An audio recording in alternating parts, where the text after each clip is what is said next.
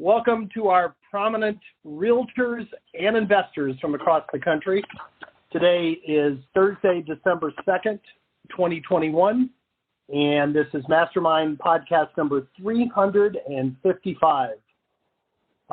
We had a couple people that said they were going to come on the call today and share some really interesting and different success stories. If you're on, David Pinnell and John Taylor, please hit *6 and hit 1.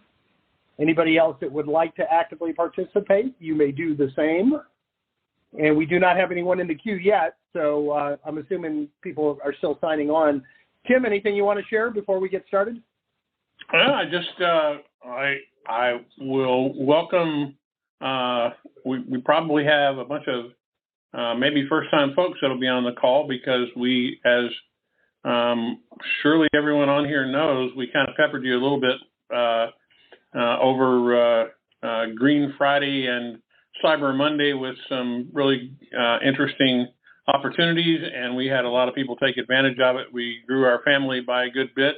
We do that once a year. This is our normal time to do it, and we were very gratified that we had a lot of people that joined us, so we got a lot of new folks, and we appreciate you being here, and we're looking forward to working with you till you roll into 2022 with great things going on, and we're excited about that as well. So that's the main thing that I have is that, you know, we're welcoming a bunch of new people into the family today. So all of you who are sort of new to us, this is a great opportunity for you to spend some time with us and learn more about what we do, and we're here to help you.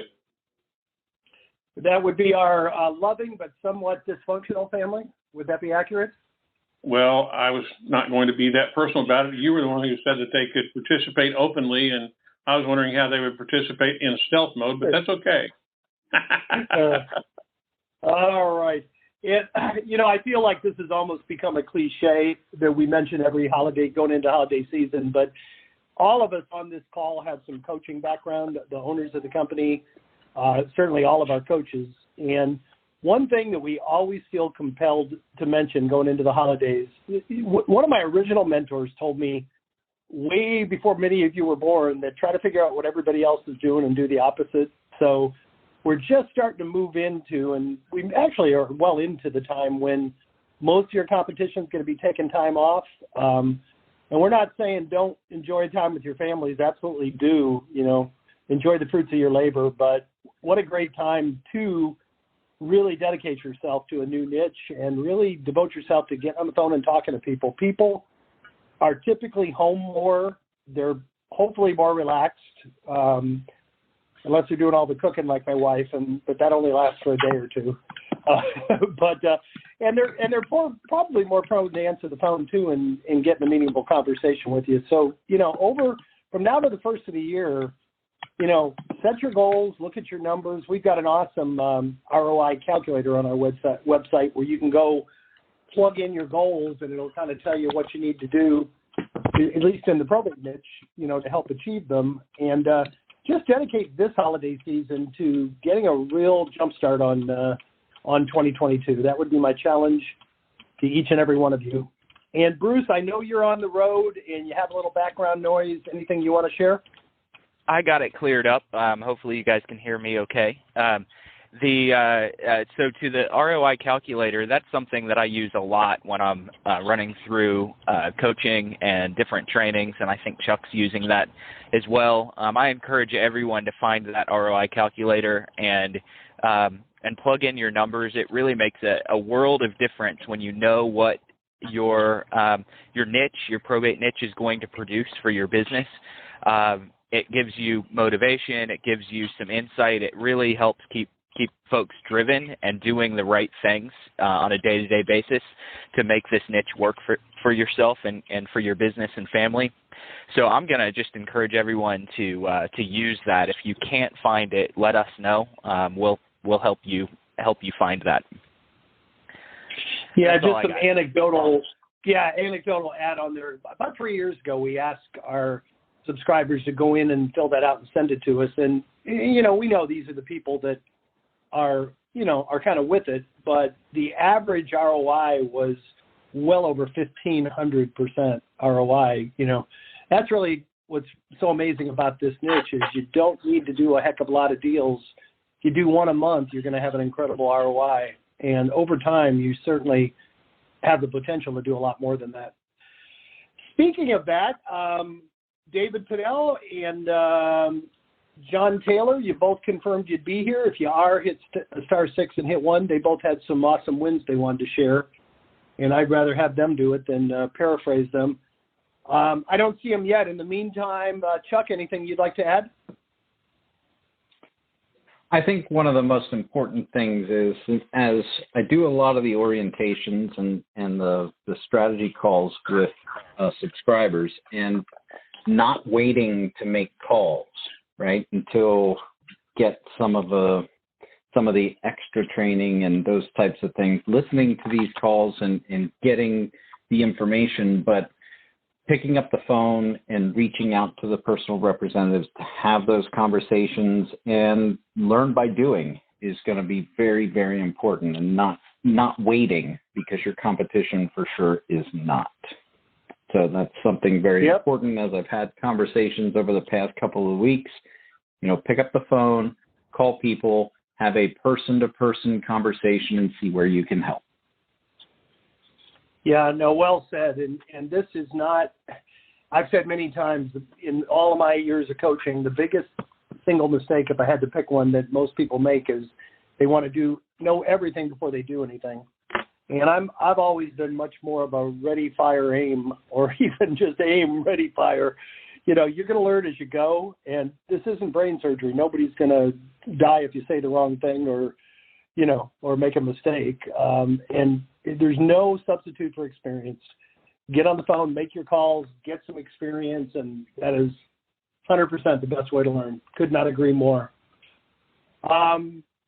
What else, guys? We still are waiting for our Jim. I've got one other thing that I'll add in case anybody's looking for where to find the ROI calculator and all of that. If you log into your portal as a subscriber, you go under the training drop down, and it's under tools and resources, and you can pop right in, and there's a big button that says return on investment ROI calculator, and it will take you right into a form, and we've already got it sitting there for you, and you'll be able to answer about 6 questions and get your numbers right out of the system. So it's a great way to go use that if you want to go do it. And it's built into your subscriber portal along with a whole bunch of other tools that we have in that same area. So I think the important thing to realize, and this is particularly applicable to the new folks that are kind of just getting started with us, is that we have been doing this for a good long time, as you well know, and we pride ourselves to be the probably most comprehensive resource we know in the business.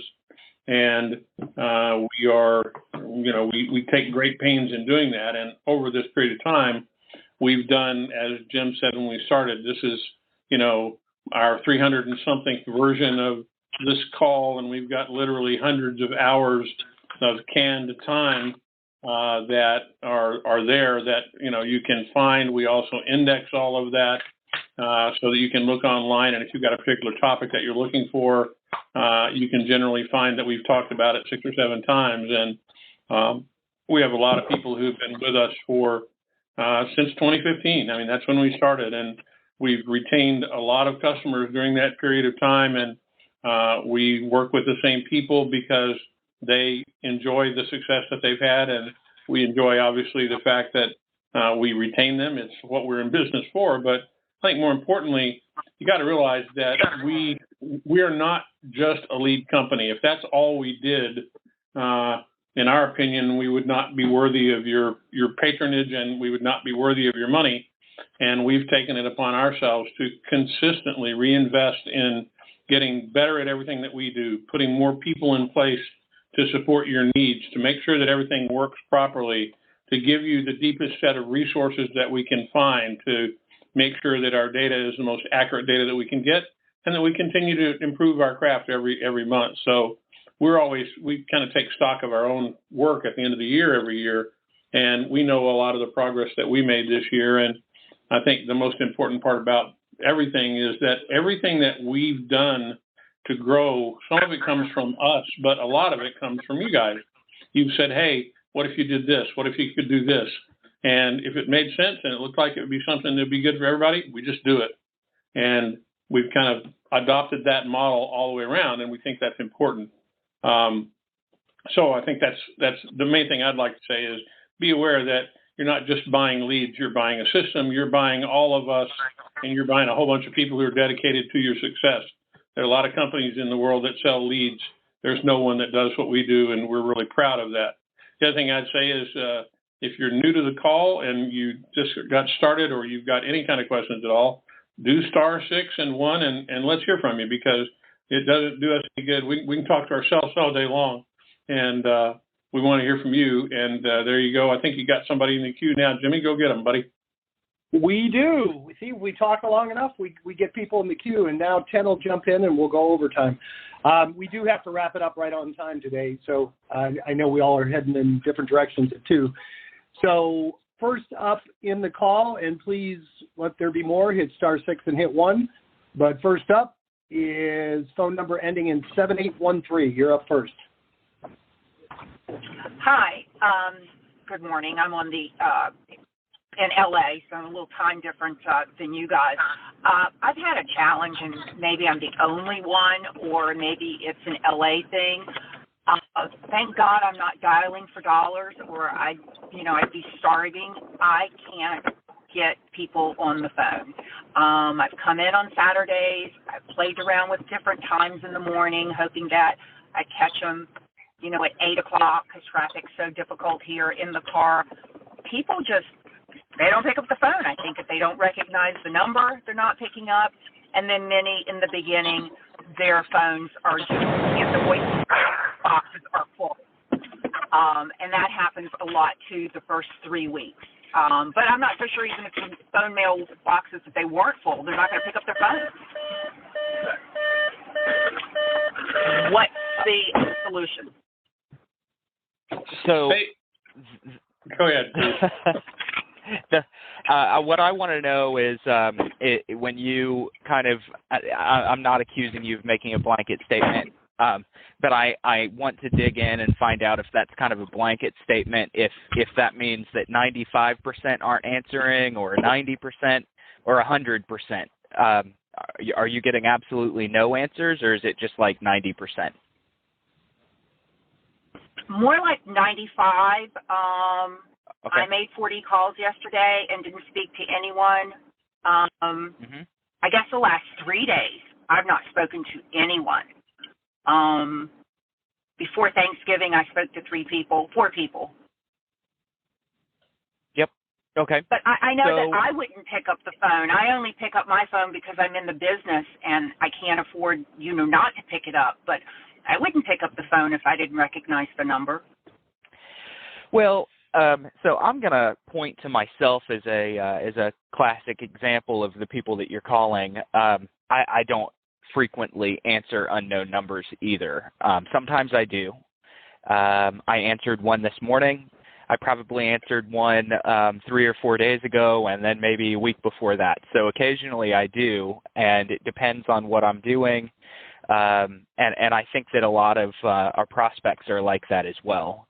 If you or really anyone else is expecting more than 10% of your leads to answer in any particular round of calls, you're generally going to be fooling yourself.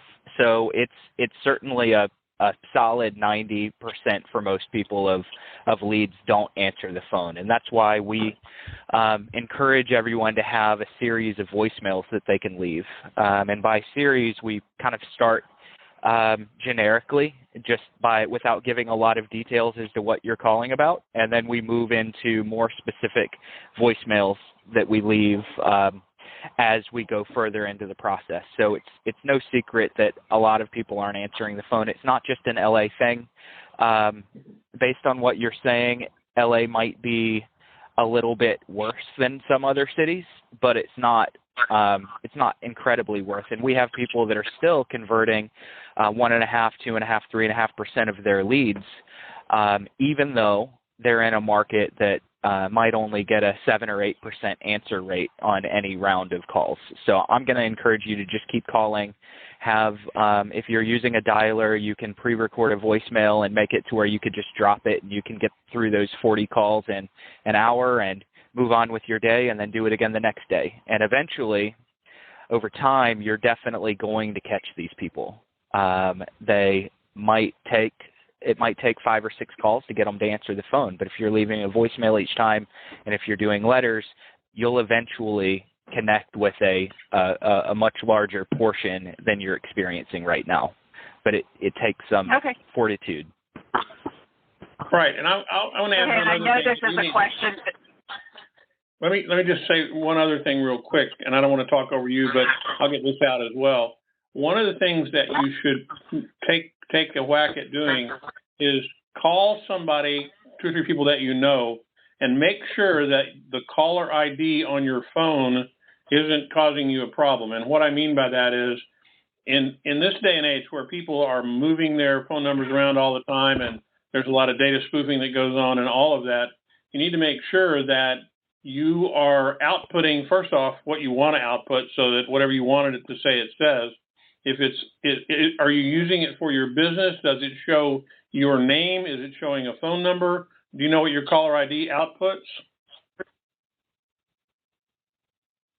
No, I don't. I think it shows my name. Now I'll go check.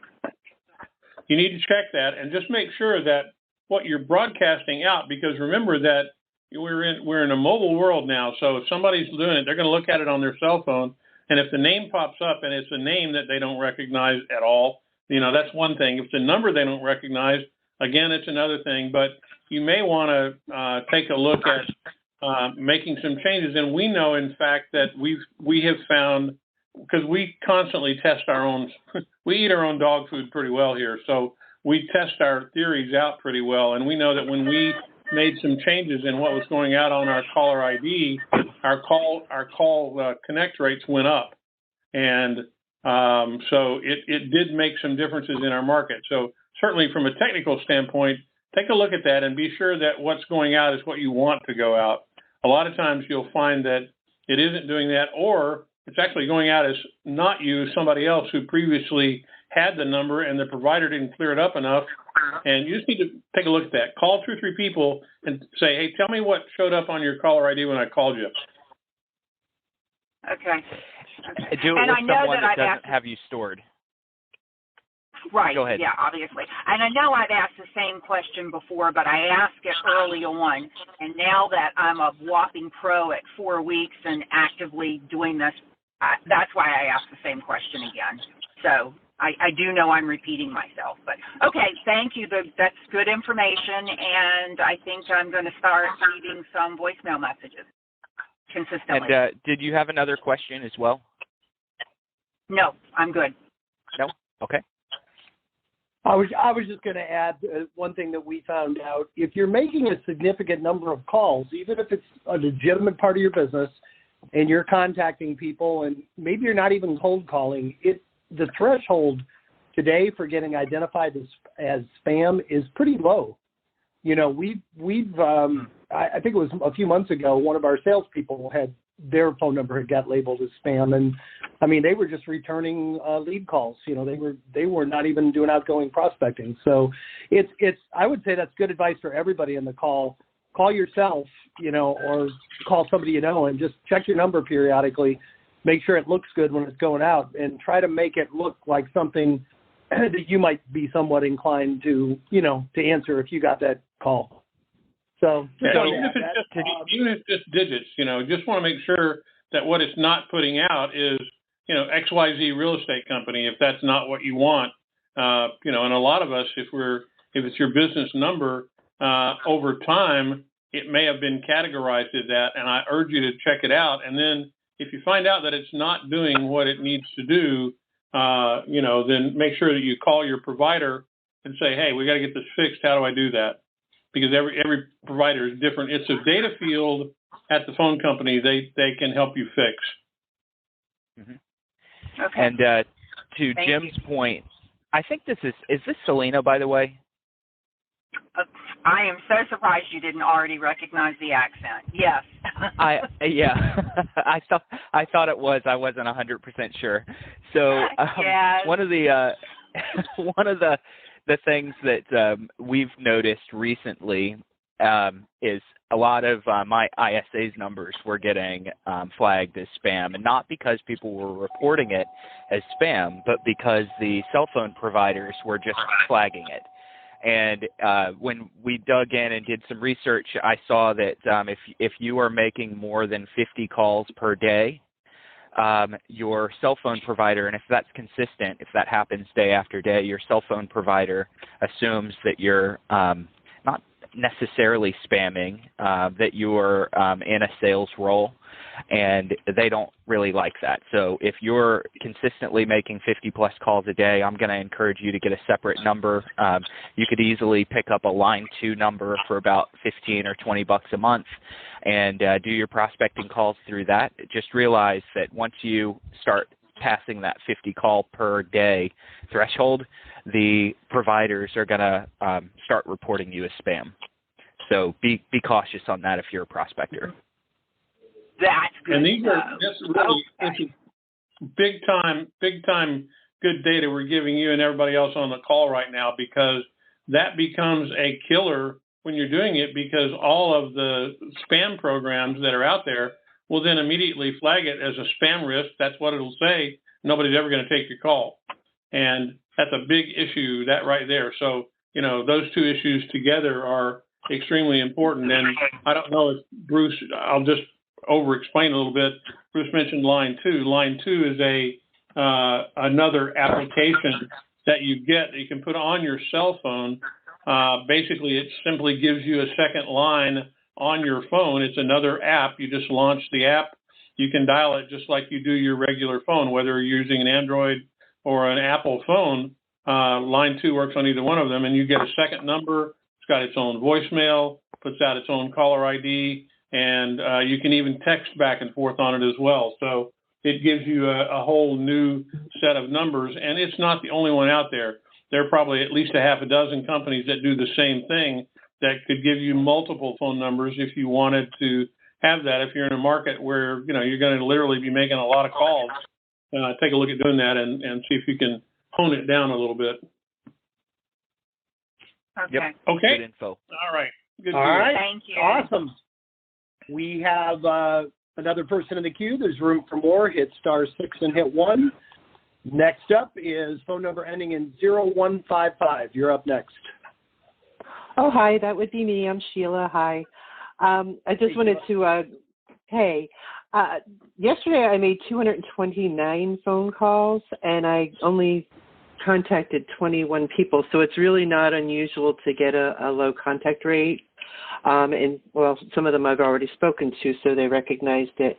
A lot of times what I'll do is I'll switch over between the main line and my Google Voice number as well, just to mix it up a bit. But one thing I wanted to reach out and talk about is lately, I have been getting, I've been doing the whole, approach to the probate, and when I first get them on the phone, and we provide some services that your lawyer may not know about. Is it okay if I move forward and just briefly describe them? And I've been getting hung up on at that point, and I just don't know why, because I'm not rude. So I just don't know, should I call them right back and say, hey, I think we got disconnected, but I know we didn't. I always laugh whenever people use that approach. It makes me squeamish. But I know, but I people would, that are out there, would tell you probably to do it.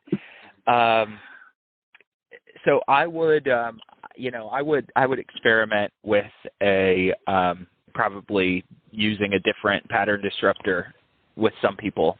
Hey, don't worry. This is not an investor sales call. Do you have a quick second? Okay, try to move your pattern disruptor up to the beginning, and your question which Sheila, you've been through foundation, so I'm sure you're referring to kind of that requesting permission or the conversation gate. Try moving your question earlier in the conversation. So instead of leading with, we have some probate services, try leading with, hey, this isn't, I'm not an investor doing a sales call. Just give that a shot, and then let your conversation gate be, do you have a really fast second for me to tell you what I'm calling for? And see if that works. Okay. Maybe moving that portion of what you do 10 seconds earlier in the call might get you further. The other thing that, we haven't said to either of these two folks is that it's also oftentimes a great way to do the lead-in, which is, hey, I dropped you a letter a couple of days ago, and I want to make sure that you got it. Did you get a letter from, and start right in with that.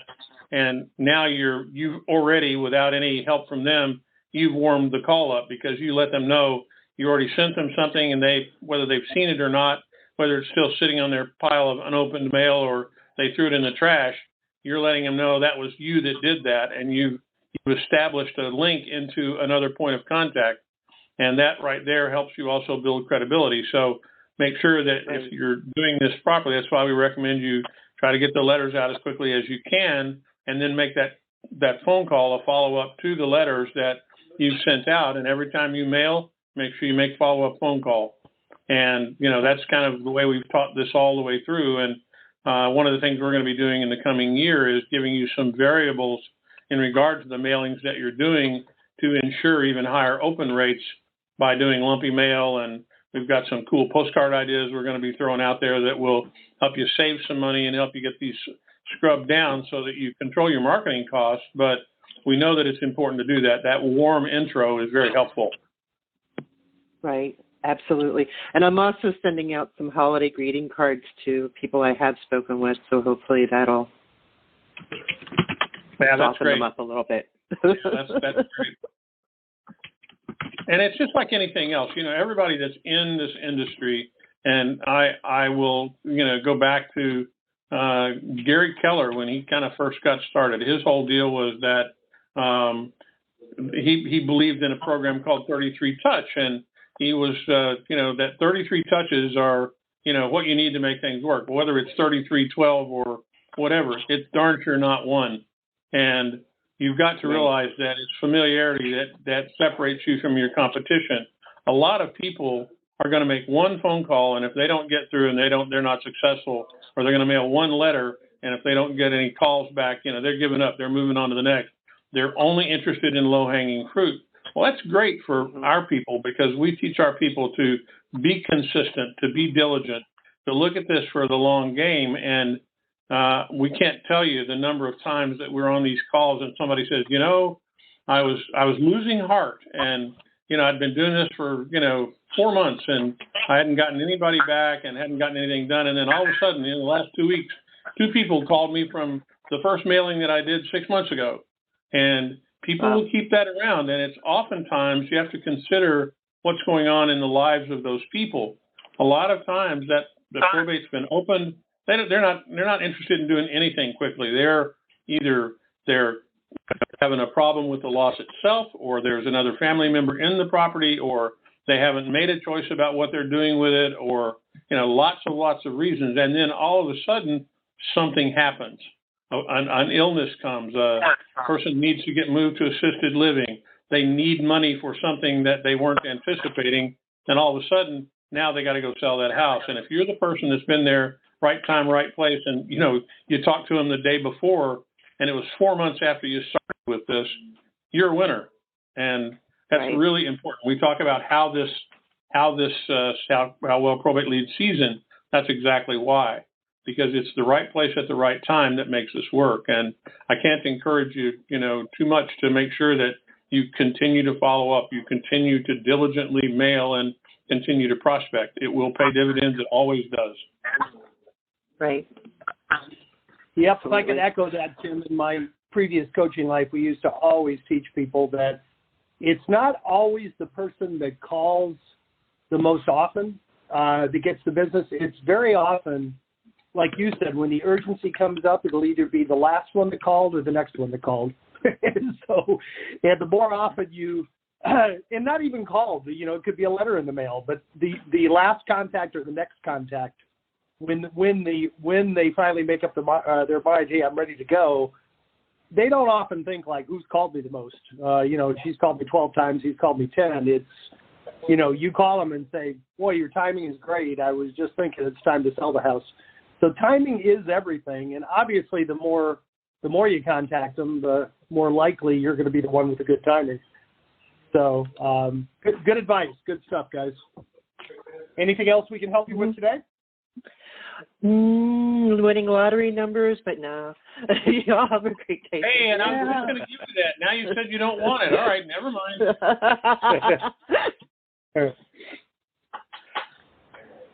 All right. Well, guys, we have no one else in the queue. We're going to wrap it up early. I'm going to do last call. If John Taylor or Dave Pinnell are on the line, please jump in. You guys said you had big wins to share with us this week. I know what they are, but I'm just going to hang up and get after you to come on next week's call and share with us. And I just want to, again, challenge all of you. Finish this year strong. And we got some really new, good programs coming out over the next weeks and months. So if you can't make these calls live, make sure you listen to us on your favorite podcast forum every week. And this is going to be last call for alcohol. No, last call for the queue. Hit *6 and hit 1. I'm assuming John and David, you are not there. So I guess we'll partners. Anything else you guys want to add? Hey, good night, Jim. Say good night, Jim. Good night, Jim. I want to thank each and every one of you for being here today. I want to challenge you to take one thought, one idea, one thing that inspired you on this call, go out and put it into practice, and please come back next Thursday and share your results with the group. Have a great week, everybody. We'll talk to you at the same time next Thursday. Take care.